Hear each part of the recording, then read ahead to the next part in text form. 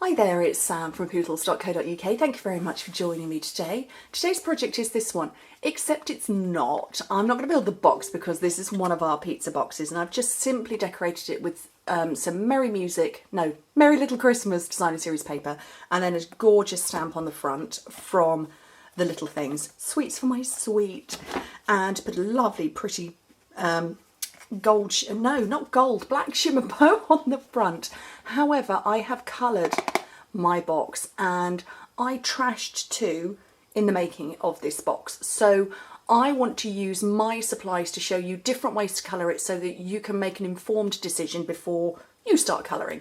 Because, you know, that's my role and privilege to make the mistakes first so that you don't have to. So what I've got here, because it's powder pink and it's just gorgeous, so I've got my little stack of pizza boxes. They come like this in cello and you get 8 in a packet. I will bring in the catalogue because they have snuck in, and it took me 2 goes to find them. They've snuck in here on page 44, so that's them. And we've got our little mini 3x3 inch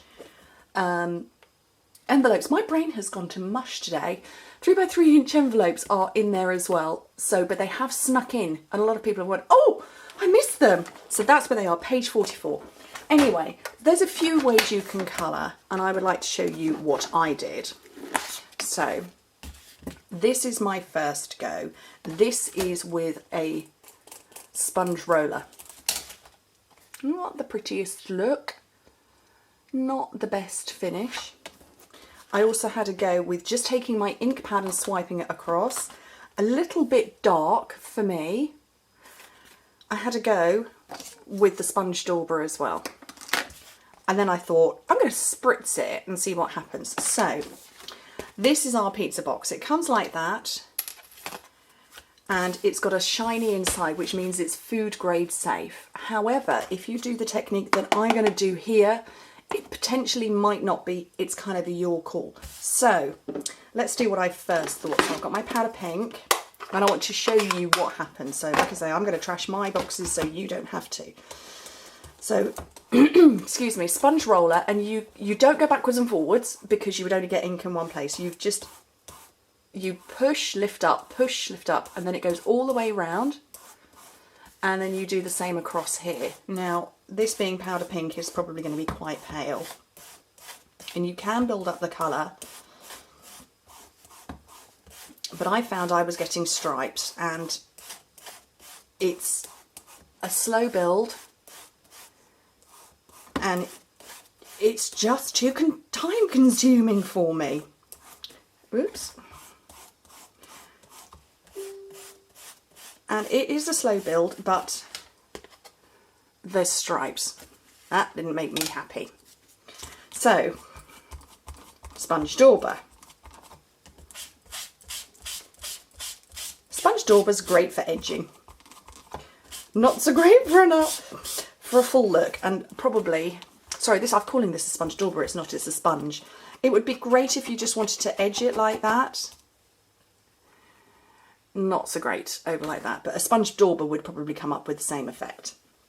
So then I thought, I wonder what will happen if I go like this. Great quick coverage, too dark. Just too dark for me, and you're probably going to use up an awful lot of ink, which is exactly what I've done. There is one thing I haven't tried, which I'm going to do here and now, and I wonder what would happen if I watercoloured it. So I've got an aqua painter. This has literally come to me as I was prepping to film this. I thought, oh, wonder what that would do. Look, I've run out of ink now. Let me just put a splodge in there. So I thought, I wonder what will happen if I do that.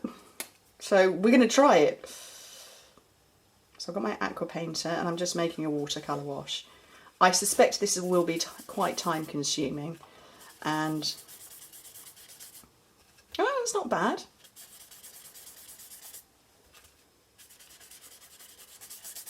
It's giving a reasonable result. Okay. I think what I've come up with, and I don't know that I've come up with it, I think other people have probably done it as well, but I think what I have worked out is the quickest way if you want to get a colour over it, but I will show you. So what I've got is one of our spritzers. You get them in a pack of 2. I've got just plain water in there, and I've put quite a few drops of re-inker in it. And what I'm going to do is you can spritz it, and because this is the other side is the shiny coat, this has got a bit of a shine on it. I took my sponge dauber and I rolled like crazy. Oh, it's not a sponge dauber, it's a sponge roller. And I just kept going.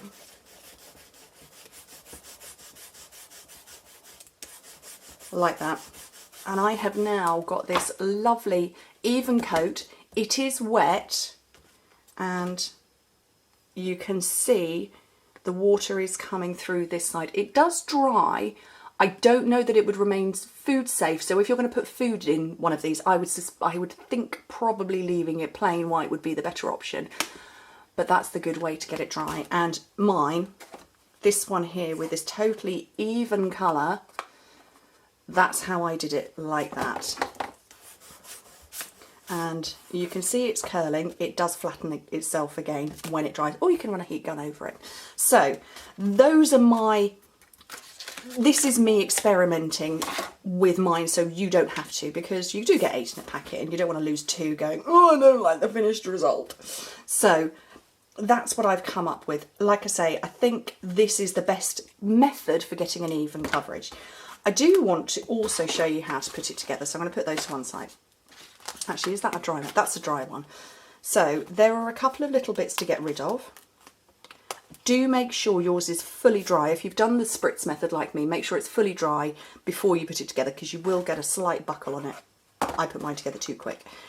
So pop out the bits. There's just a couple of them there and there. Gently fold all your parts first before you start trying to put it together. And I did confuse myself at first. Even though I actually have a video for a pizza box, as in making it look like an actual pizza box. So this bit here has got a little clasp. That's going to go into this bit here, as is that one. You can see they're just popping through there further than I want. Bring that one over and clip it into place, and then it will all line up neatly. These ones, super easy. Just fold them in, fold them over,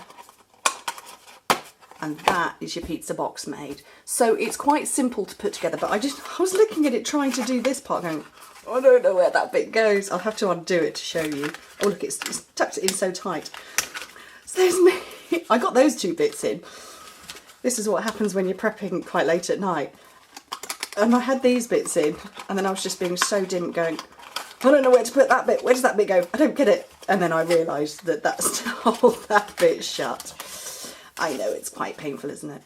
So that's how you make the box.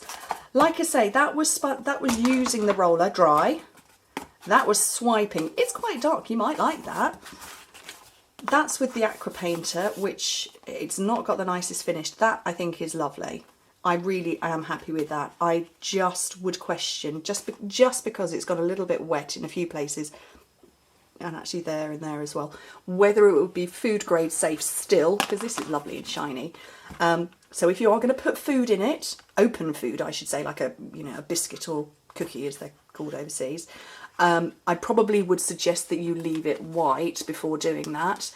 But if you're just putting, if you're putting wrapped sweets in it, or maybe an embellished 3x3 card, nothing's stopping you doing that. So, isn't it cute though when it's finished? I love it. Anyway, thank you ever so much for joining me. Hope to speak to you very soon. Bye.